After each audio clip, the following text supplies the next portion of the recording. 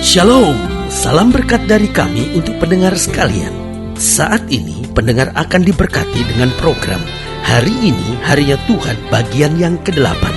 Sebuah program rohani tentang doktrin Alkitab yang menolong kita untuk semakin tertanam dalam kebenaran firman dan bertumbuh dalam kemuliaan. Bersama hambanya, Pendeta Gilbert Lumuendo, STH.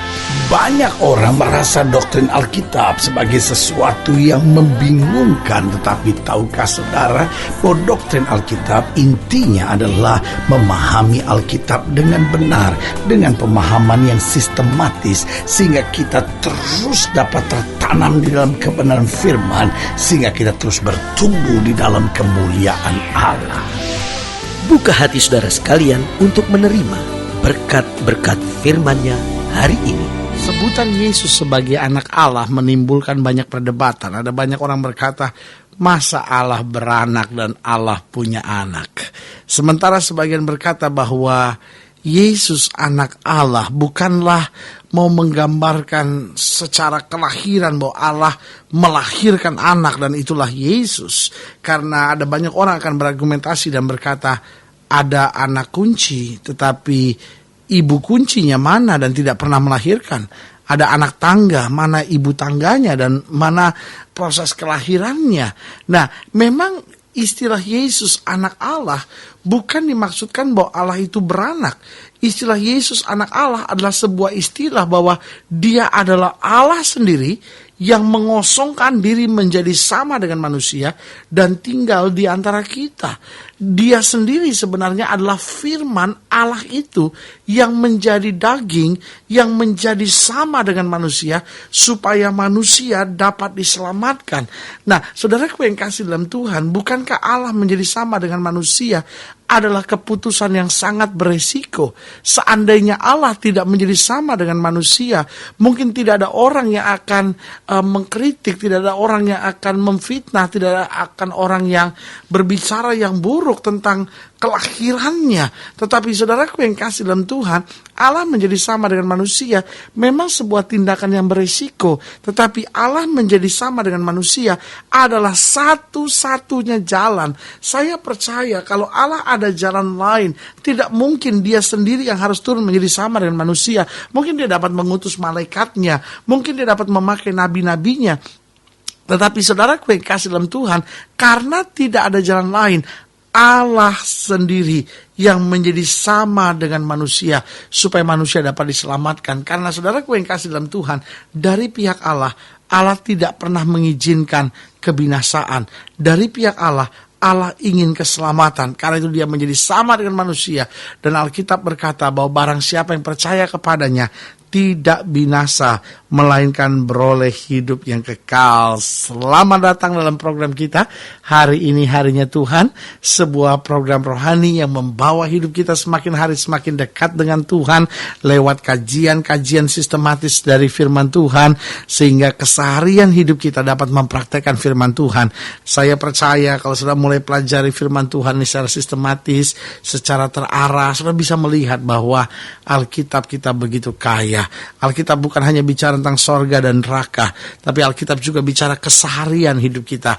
Alkitab juga bicara bagaimana kita hidup benar, bagaimana kita bertanggung jawab terhadap lingkungan, bagaimana lewat hidup kita orang lain dapat melihat kemuliaan Allah. Dan saudaraku yang kasih dalam Tuhan, saya ada pada kesimpulan, Alkitab memang buku yang lengkap, Alkitab memang buku yang luar biasa, dan Alkitab memang membawa hidup kita masuk dalam perubahan yang luar biasa. Haleluya. Nah, saudaraku yang kasih dalam Tuhan, dalam program ini kita sedang membahas Yohanes pasal 1, Yohanes pasal 1 ayatnya yang pertama sampai ayatnya yang ke-9. Yohanes pasal 1 ayat yang pertama sampai ayat yang ke-9. Demikian firman Tuhan. Pada mulanya adalah firman. Firman itu bersama-sama dengan Allah, dan firman itu adalah Allah. Ia pada mulanya bersama-sama dengan Allah. Segala sesuatu dijadikan oleh Dia, dan tanpa Dia tidak ada sesuatu pun yang telah jadi dari segala yang telah dijadikannya. Dalam Dia ada hidup, dan hidup itu adalah terang manusia. Terang itu bercahaya di dalam kegelapan dan kegelapan itu tidak menguasainya. Datanglah seorang yang diutus Allah, namanya Yohanes. Ia datang sebagai saksi untuk memberi kesaksian tentang terang itu, supaya oleh dia semua orang menjadi percaya. Ia bukan terang itu, tetapi ia harus memberi kesaksian tentang terang itu. Terang yang sesungguhnya yang menerangi setiap orang sedang datang ke dalam dunia. Saudaraku yang kasih dalam Tuhan, ayat ini bicara tentang firman, ayat ini bicara tentang terang. Menarik untuk kita kaji, menarik untuk kita bahas, karena memang firman itu sendiri menerangi. Saudaraku yang kekasih dalam Tuhan, Alkitab mau gambarkan bahwa Yesus itu adalah firman Allah yang menjadi sama dengan manusia. Berarti dia adalah Allah sendiri yang ada di antara kita, supaya kita tidak perlu hidup lagi di bawah penderitaan, supaya kita tidak perlu lagi hidup di dalam kegelapan, tetapi kita boleh melihat terangnya yang sejati. Nah, saudaraku yang kasih dalam Tuhan, pelajaran apakah yang bisa kita ambil dari ayat-ayat bacaan ini? Saya pelajari yang pertama, pelajaran yang bisa kita ambil adalah bahwa Yesus adalah firman yang adalah sumber terang. Dia bukan sekedar firman biasa, dia bukan sekedar yaitu kehendak Allah yang dinyatakan, tetapi dia adalah firman yang adalah sumber terang. Bukan hanya memberi terang, tetapi sumber terang. Apa artinya sumber terang? Bahwa tanpa dia, manusia hanya ada dalam terang-terang palsu. Tanpa dia, manusia sebenarnya hidup dalam kegelapan dan menuju pada kebinasaan. Makanya ayat yang pertama bilang, pada mulanya adalah firman. Firman itu bersama-sama dengan Allah dan firman itu adalah Allah. Ia pada mulanya bersama-sama dengan Allah. Bahkan pada ayat yang keempat dikatakan di dalam dia ada hidup. Dan hidup itu adalah terang manusia. Terang itu bercahaya dalam kegelapan dan kegelapan itu tidak menguasainya. Berarti saya ulangi sekali lagi, Yesus adalah firman yang adalah sumber terang. Saudaraku yang kasih dalam Tuhan, itu sebabnya kita membutuhkan Yesus dalam kehidupan kita. Kenapa? Karena dunia hari-hari ini adalah dunia yang dikendalikan, dikuasai oleh kegelapan. Sehingga kita lihat hari-hari ini, manusia sepertinya berbuat tindakan tanpa rasa malu. Karena kalau kita pelajari di dalam gelap, manusia tidak merasa malu. Di dalam gelap, orang berani berbuat apa saja. Karena tidak ada lagi rasa malu. Nah, saudaraku yang kasih dalam Tuhan, hari-hari ini dunia sudah mulai kehilangan rasa malu. Orang sudah punya istri, gak ada malu-malunya, tetap punya piaraan lagi. Orang sudah punya suami, sudah punya anak, tidak ada rasa malunya lagi, tetap masih pacaran sama orang lain. Lihat saudaraku yang kasih dalam Tuhan, ini yang saya sebut, dunia hari-hari ini saya sebut sebagai dunia yang tidak tahu malu. Orang yang belum menikah, tapi sudah lakukan hubungan seks sebelum nikah, ya kan? Seorang pria tertarik sama pria lain, dunia lesbian terjadi, dunia homoseks terjadi. Nah, saudaraku yang kasih dalam Tuhan, ini yang saya sebut dunia yang tidak tahu malu. Coba lihat pakaian orang-orang sekarang, terbuka kiri kanan, manusia tidak lagi berjalan dengan rasa malu. Kenapa? Jawaban saya sederhana, karena dunia sedang ada di dalam kegelapan. Orang korupsi, punya mobil mewah hasil korupsi, bangganya minta ampun. Orang punya rumah mewah hasil korupsi, bukannya malu, malah bangganya minta ampun. Saudaraku yang kasih dalam Tuhan, sebagai hamba Allah, kembali saya mau ingatkan buat saudara, dunia ini dalam kegelapan, orang gak ada rasa malunya lagi. Bukan hanya itu, di dalam kegelapan, orang hidup sembarangan. Kenapa dalam kegelapan orang hidup sembarangan? Karena gelap, segala sesuatunya tidak terlihat. Bukankah ini yang sedang terjadi hari-hari ini? Manusia pokoknya hidup asal hidup. Manusia mulai menghalalkan segala cara. Karena kegelapan telah menutupi pikirannya, kegelapan telah menutupi kehidupannya. Tetapi saudaraku yang kasih dalam Tuhan, waktu kita hidup dalam Kristus, kita melihat terang yang sebenarnya. Kita punya rasa malu, kita punya tekad, Tuhan, saya mau hidup bersih, Tuhan, saya mau hidup benar, saya adalah anak-anak terang, saya mau lewat hidup saya, nama Tuhan dipermuliakan. Bukan hanya kita tidak lagi hidup dengan kebebasan seperti itu, artinya kita ada rasa malu, tapi yang kedua juga, kita mulai hidup teratur, kita mulai hidup terarah. Kenapa? Karena kita hidup dalam terang, segala sesuatunya dapat terlihat dengan jelas. Jadi waktu firman menguasai hidup kita, waktu Kristus mengendalikan hidup kita, maka Yesus adalah firman yang adalah sumber terang. Yang kedua saya pelajari pada ayat yang ketiga dikatakan apa? Di ayat yang ketiga dikatakan segala sesuatu dijadikan oleh dia. Dan tanpa dia tidak ada satupun yang telah jadi dari segala yang telah dijadikan. Berarti yang kedua saya pelajari, Yesus adalah firman yang memungkinkan segala sesuatu ada. Kadangkala saudara berpikir rasanya sudah nggak mungkin, tetapi karena dia adalah terang, dia adalah firman yang hidup itu, dia memungkinkan segala sesuatunya ada. Alkitab jelas bilang kok segala sesuatu dijadikan oleh dia, dan tanpa dia tidak ada satupun yang telah ada, yang telah jadi dari segala yang telah dijadikan. Berarti mungkin saudara kadang-kala berpikir, rasanya rumah tangga saya bahagia udah gak mungkin, rasanya suami saya bertobat udah gak mungkin, rasanya masa muda saya bisa diampuni, dipulihkan, rasanya udah gak mungkin, saya bisa dapat pasangan teman hidup yang baik, yang mau ngerti saya, memahami keberadaan saya, rasanya kayaknya udah gak mungkin. Nah saudaraku yang kasih dalam Tuhan, kita kadang-kala hidup dalam kekhawatiran. Kenapa?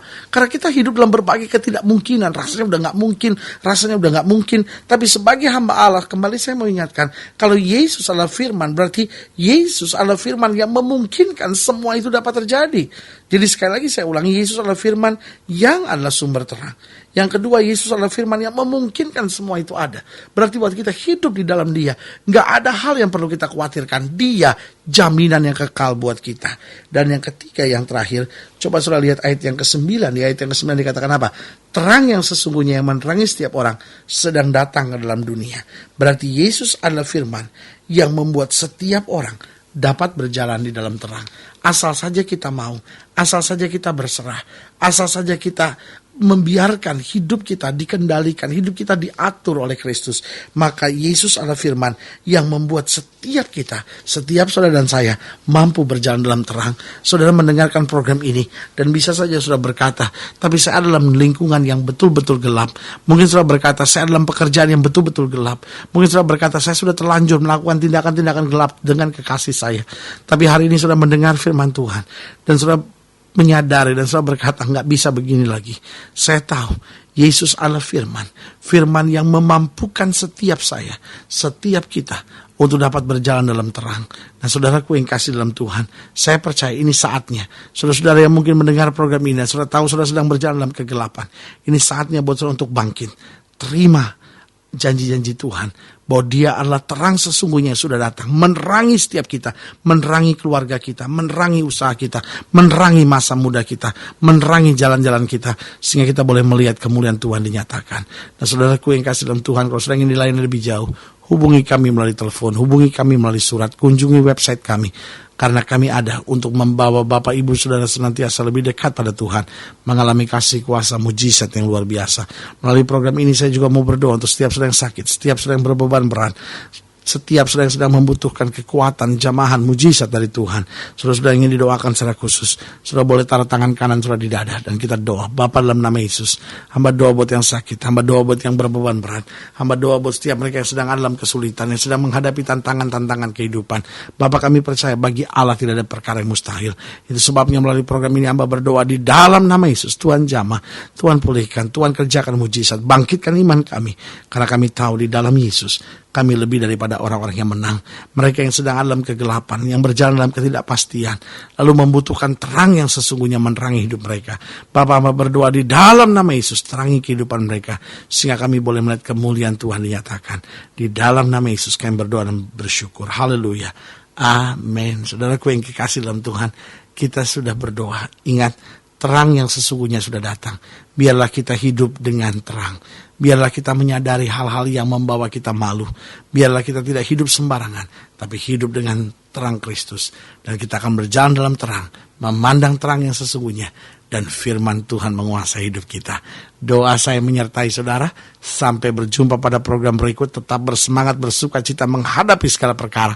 Dan jangan lupa, jadikan hari ini harinya Tuhan. Haleluya.